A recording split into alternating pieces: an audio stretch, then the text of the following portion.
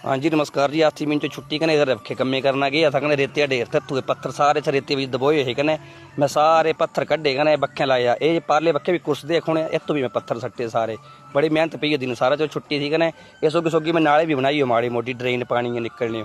चलो छुट्टी ही पहले से 500 रुपये भी बनी है कि टाइम पास भी हुई है कने